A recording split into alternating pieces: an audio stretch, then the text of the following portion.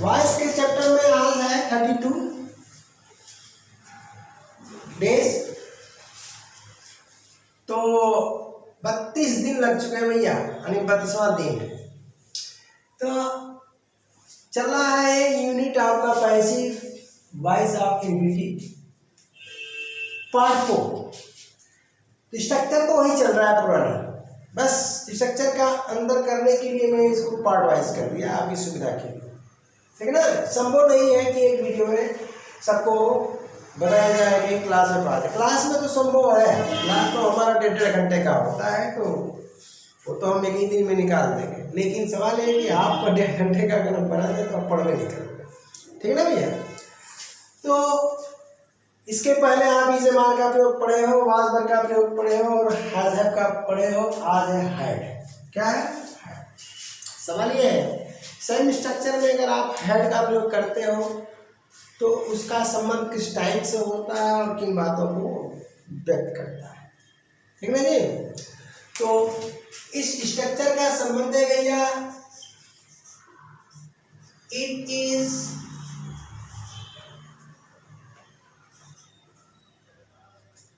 Related to past time. किससे संबंध है? पास्ट टाइम से।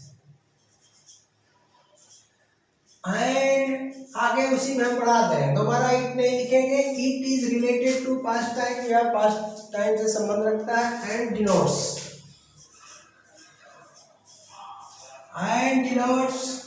क्या जी? ऑब्लिगेशन। क्या है? ऑब्लिगेशन। कंपल्सन। देखो भैया, कंपल्सन आएगा कि नहीं आएगा?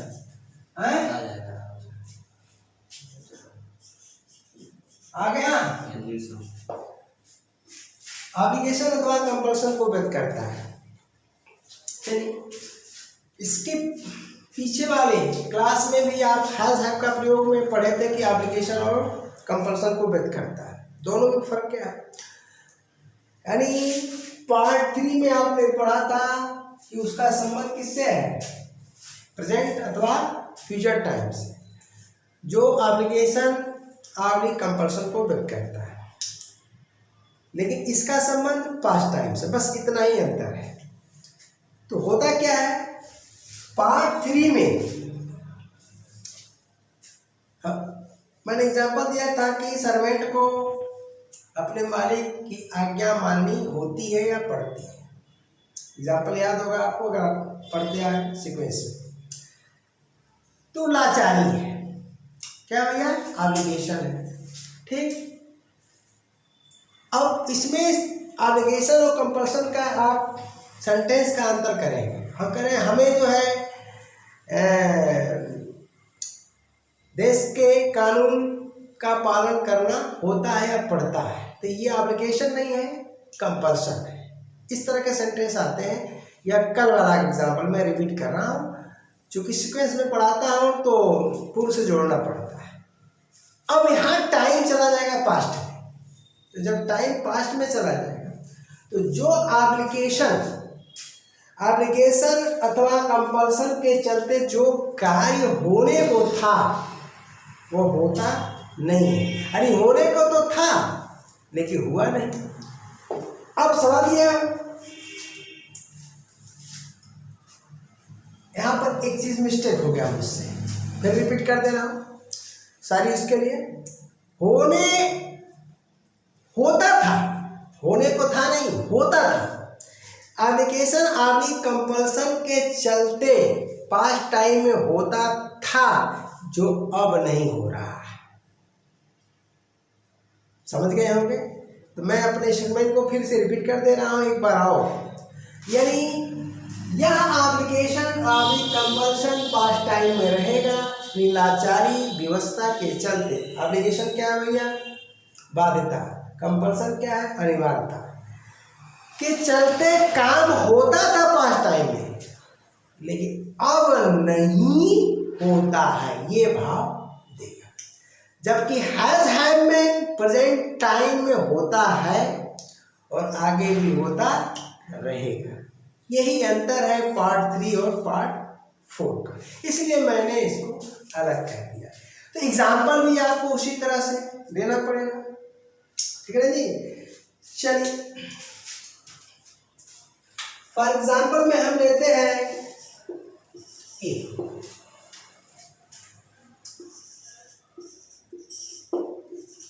Raju had to do hard work in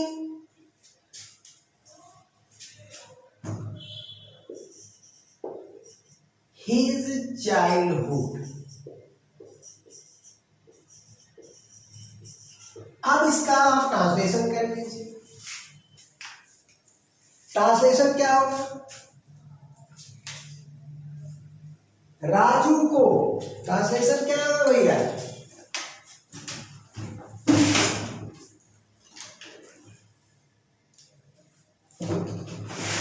चलिए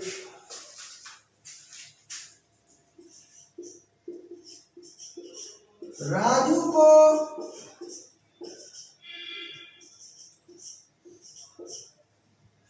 बचपन में, यहाँ केवल बचपन लिखेंगे, आपने बचपन लिखने की जरूरत नहीं, वो तो लगेगा ही, पॉसेसिव एडजेक्टिव है वो लगेगा ही लगेगा।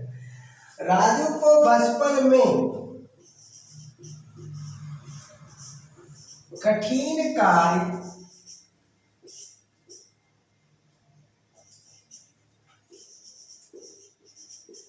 करना होता था या पढ़ता था। ये ट्रांसलेशन सर मैं छोड़ दिया बचपन के बाद। हाँ बचपन में, यहाँ मैं छूट गया है, मैं जोड़ दिया। चलिए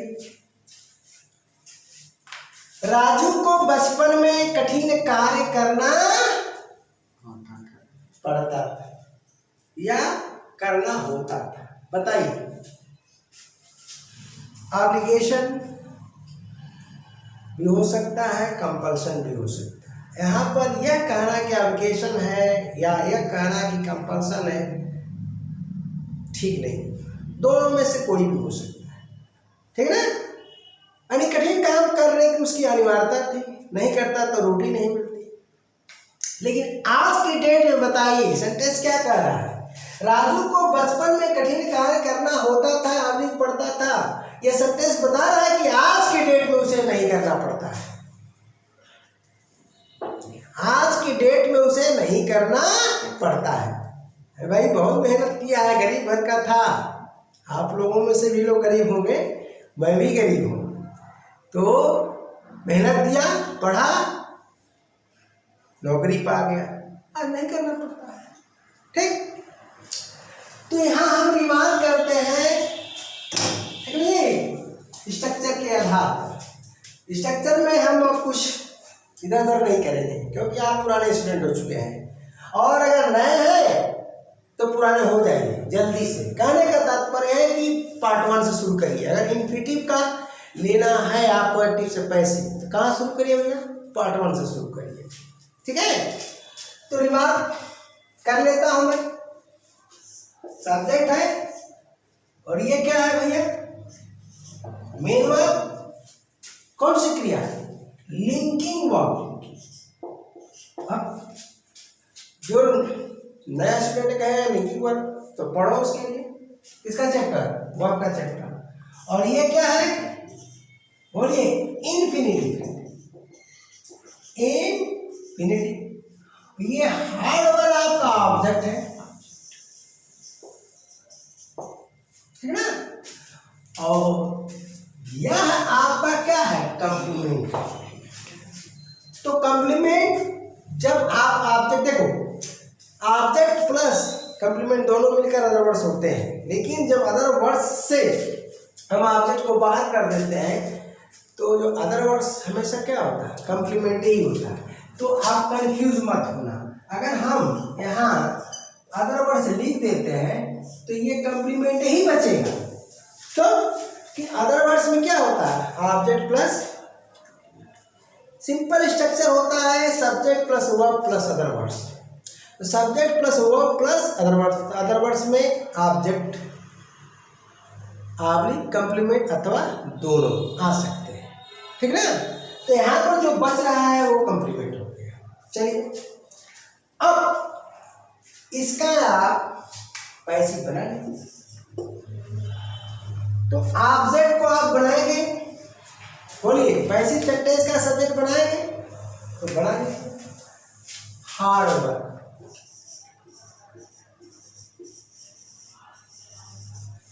उसके बाद यहाँ कुछ करना ही नहीं है, स्ट्रक्चर देखिए, स्ट्रक्चर देख लीजिए, यहाँ कुछ करना ही नहीं है, लेकिन यहाँ तो करना है और इसको कहाँ ले आना है, यहाँ ले आना है।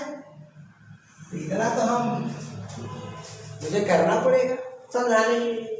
और इसको कहाँ ले जाना है, बोलिए एजेंट बनाना है और ये सीधा यहाँ है, बस हो गया।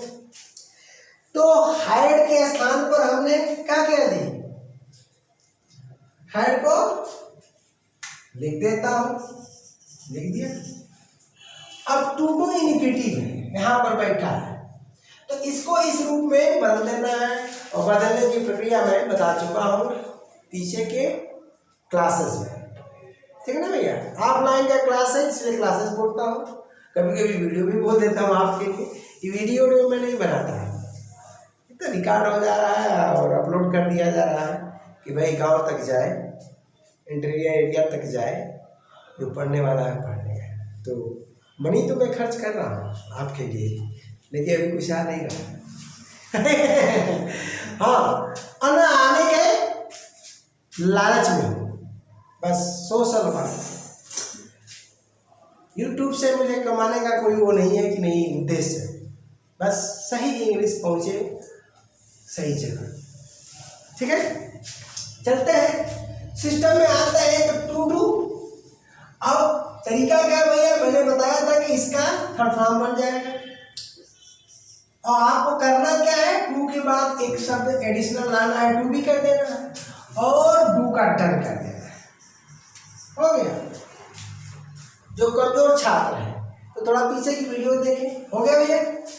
अब इसके बाद हम क्या करेंगे बताइए, इसको पहले लिखें या बाई एजेंट, तो आप लिख करके देख लीजिए, कोई दिक्कत नहीं होगी। उसके बाद हम यहाँ लिख देते हैं इन हिज चाइल्ड। सवाल उठता है कि कंप्लीमेंट का जो प्रयोग है, ये अदरवाइज का प्रयोग पहले किया जाए बाई एजेंट के या बाद।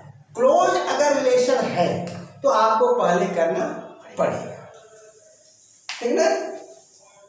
तो देखिए सेंटेंस क्या बना, hard work had to be done in his childhood. अगर आप लिखते हैं to be done in his childhood by Raju, नहीं, राजू पहले लाइए, क्योंकि यहाँ पर क्या लगा है, हिज किसके लिए लगा, राजू के लिए, तो राजू यानी को पहले कर दिए। चाहे सेंटेंस एक्टिव हो चाहे पैसिव हो, क्रिया का कर्ता तो सेम होता है, यहाँ पर सब्जेक्ट के रूप में और यहाँ पर एजेंट के रूप में। तो राजू को आपको पहले रखना पड़ेगा, सेंटेंस सही है। तो क्या होगा भैया, अब इसकी जो मीनिंग होगी बोलिए क्या होगा, नोट कर लीजिए। कहाँ से, यहाँ से उठाएंगे। ट्रांसलेशन हमेशा बाई एजेंट से शुरू करिए, पैसिव, ठीक ना। क्यों ऐसा क्यों, कुछ लोग तो यहीं पर उठा देते हैं कठिन कार्य राजू द्वारा, नहीं, बिल्कुल रॉन्ग है। क्योंकि इस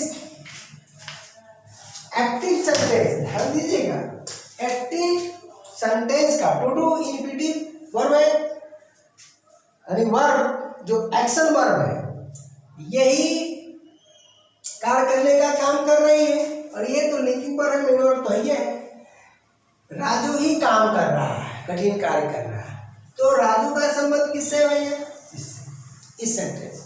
तो राजू बना एजेंट, इसका संबंध किससे हो गया, बोलिए इससे हुआ। तो मीनिंग आप वहीं से शुरू करेंगे, क्या, राजू द्वारा बचपन में कठिन काम, बोलो क्या लिखोगे? पढ़ता वाला मीनिंग नहीं आएगा। क्या लिखोगे? ये मीनिंग नहीं है, ये नहीं है। कौन सी मीनिंग आएगी भैया? राजू द्वारा, नोट कर लेना, राजू द्वारा बचपन में कठिन कार्य किया जाना होता था, किया जाना होता था। सिंपल। तो आपको ट्रांसलेशन भी सीखना। अब इसमें आप तमाम सेंटेंस लेकर के बनाते चलो, लेकिन एक्टिव से पैसिव बनाना टफ नहीं है, टफ है इसका ट्रांसलेशन, समझिए? तो नोट कर लेना, एक बार फिर बोल दे रहा हूं। राजू द्वारा बचपन में कठिन काम किया जाना होता था, करना होता था नहीं, और पढ़ता वाला मीनिंग नहीं निकलेगी पैसे में। नोट कर ले। तो बस चाहे हम एक एग्जाम्पल दें, चाहे 2 दें, चाहे 10 दें, बात तो बराबर हो गई। तो आज के क्लास में यहीं तक। अगला पार्ट 4 में, पार्ट 4 में नहीं, 5 में। तो पार्ट 5 में आपको क्या मिलेगा? हम इसको ले जाएंगे फ्यूचर टाइम, शैल और विल के साथ, ठीक ना? तो वेट करिए, तब तक के लिए क्या भाई, tata bye bye, thank you.